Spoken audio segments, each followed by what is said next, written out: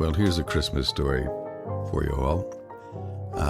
It's one of my favorites of all time. It was written in the turn of the 20th century by a reformed bank embezzler named O. Henry. And he'd started as a young man trying to publish a weekly humor paper, and it didn't work out too well. Then he wound up working for his wife's father at the bank, where he apparently got himself in a little trouble, and he wound up in jail. While he was in jail, he discovered that he could write stories of all sorts, and of course the people around him provided him with rich material, stories of their own lives, many of which were likely exaggerated. For instance, in the story of The Ransom of Red Chief, where a little boy terrorizes two hardened criminals. Anyway, this story is a magical story at Christmas time. It's called The Gift of the Magi by O. Henry.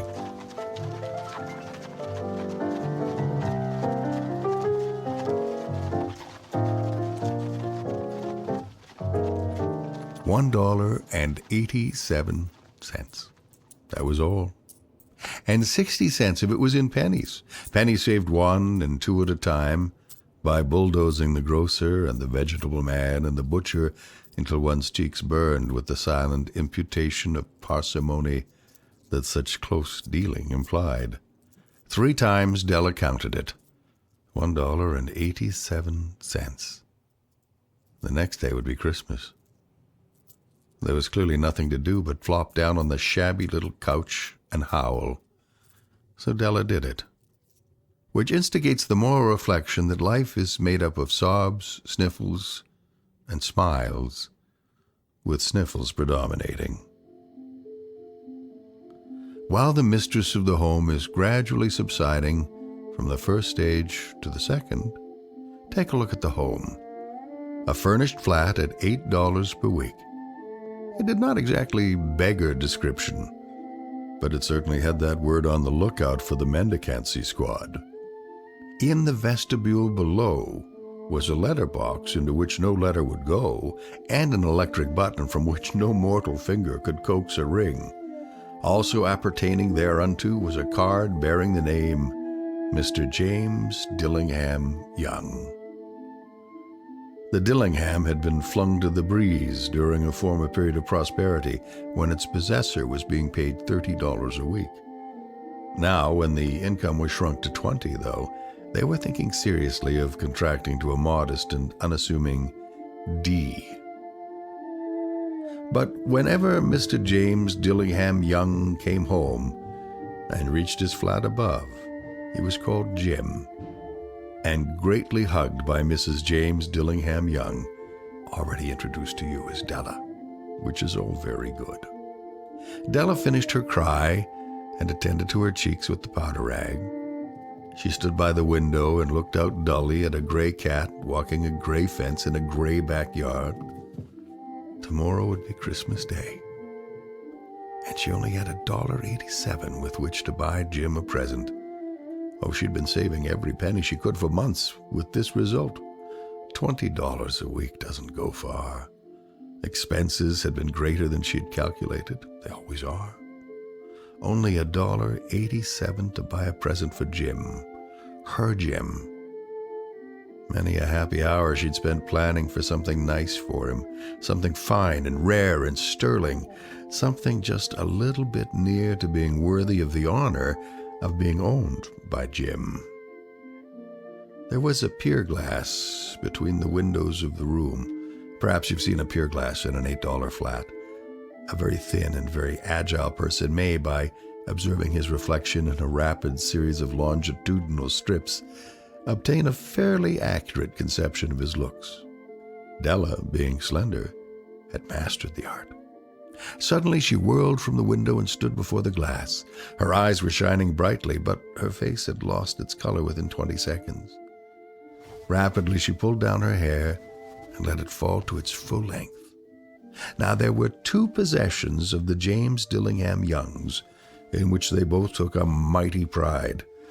One was Jim's gold watch that had been his father's and his grandfather's. The other was Della's hair. Had the Queen of Sheba lived in the flat across the air shaft, Della would have let her hair hang out the window some day to dry, just to depreciate Her Majesty's jewels and gifts. Had King Solomon been the janitor, with all his treasures piled up in the basement, Jim would have pulled out his watch every time he passed, just to see him pluck at his beard from envy.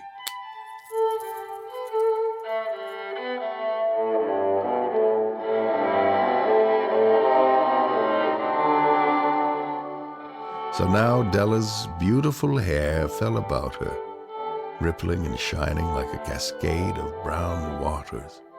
It reached below her knee and made itself almost a garment for her. And then she did it up again nervously and quickly. Once she faltered for a minute and stood still, while a tear or two splashed on the worn red carpet.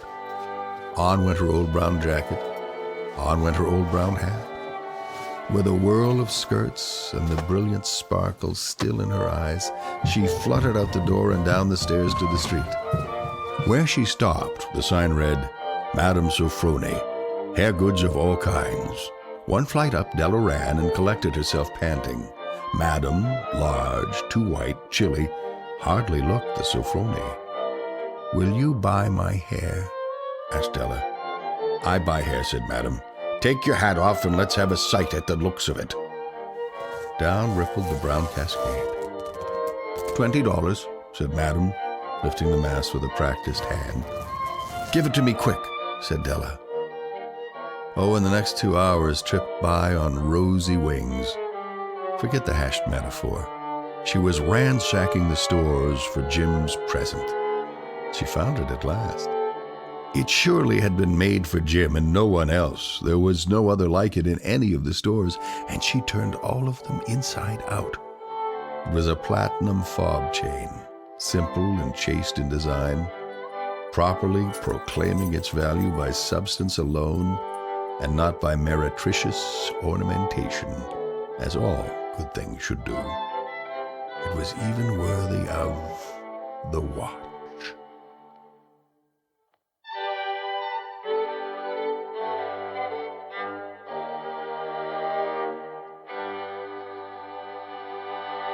As soon as she saw it, she knew that it must be Jim's. It was like him, quietness and value. The description applied to both. $21 they took from her for it, and she hurried home with the 87 cents. With that chain on his watch, Jim might be properly anxious about the time in any company. Grand as the watch was, he sometimes looked at it on the sly on account of the old leather strap that he used in place of a chain. When Della got home, her intoxication gave way a little to prudence and reason. She got out her curling irons and lighted the gas and went to work repairing the ravages made by generosity added to love, which is always a tremendous task, dear friends, a mammoth task. Within 40 minutes, her head was covered with tiny, close-lying curls that made her look wonderfully like a truant schoolboy. She looked at her reflection in the mirror long, carefully, and critically. If Jim doesn't kill me, she said to herself before he takes a second look at me, he'll say I look like a Coney Island chorus girl. But what could I do? Oh, what could I do with $1.87? At 7 o'clock, the coffee was made. The frying pan was on the back of the stove, hot and ready to cook the chops. Jim was never late. Della doubled the fob chain in her hand and sat down on the corner of the table near the door that he always entered. Then she heard a step on the stair, way down on the first flight, and she turned white just for a moment. She had a habit for saying little silent prayers about the simplest everyday things, and now she whispered, "Please, God, make him think I'm still pretty."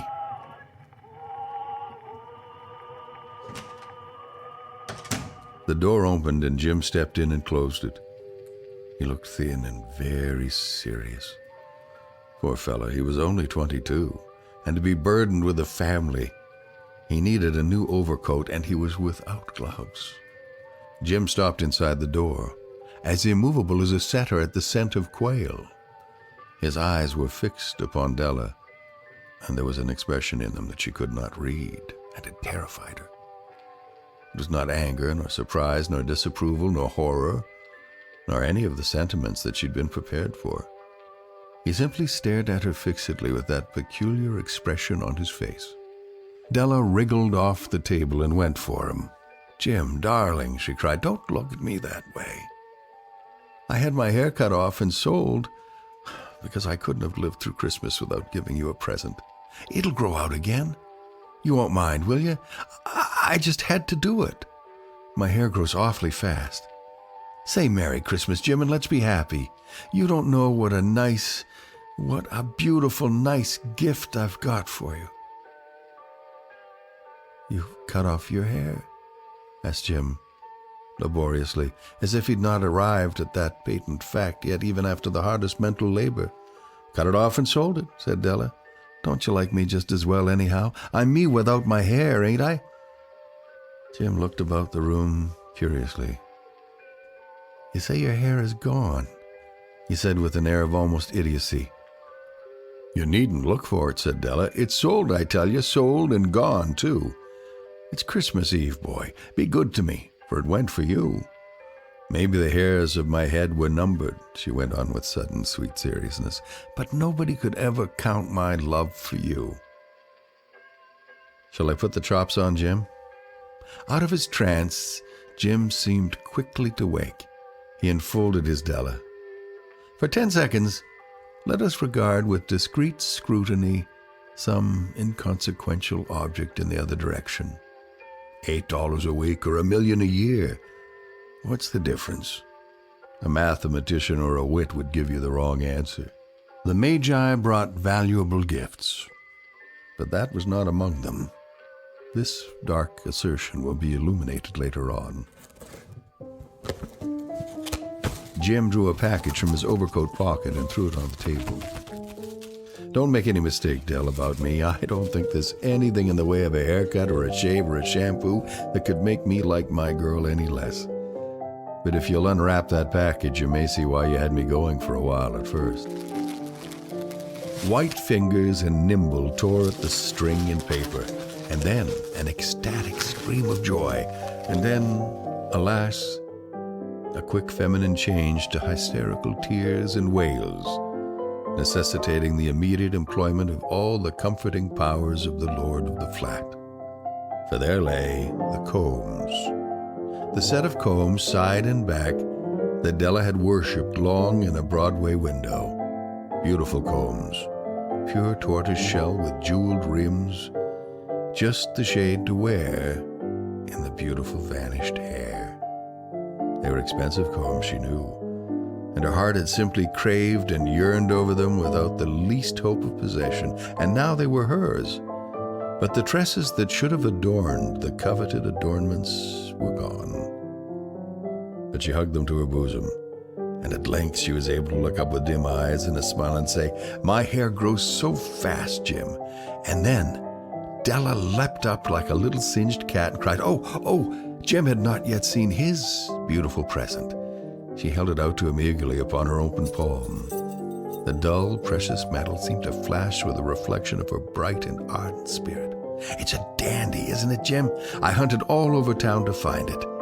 You'll have to look at the time 100 times a day now. Give me your watch. I want to see how it looks on it." Instead of obeying, Jim tumbled down on the couch and put his hands under the back of his head and smiled. "Dell," he said, "let's put our Christmas presents away and keep 'em a while. They're too nice to use at present. I sold the watch to get the money to buy your combs. Now, suppose you put the chops on." The Magi, you know, were wise men, wonderfully wise men, who brought gifts to the babe in the manger. They invented the art of giving Christmas presents. Being wise, their gifts were no doubt wise ones, possibly bearing the privilege of exchange in case of duplication.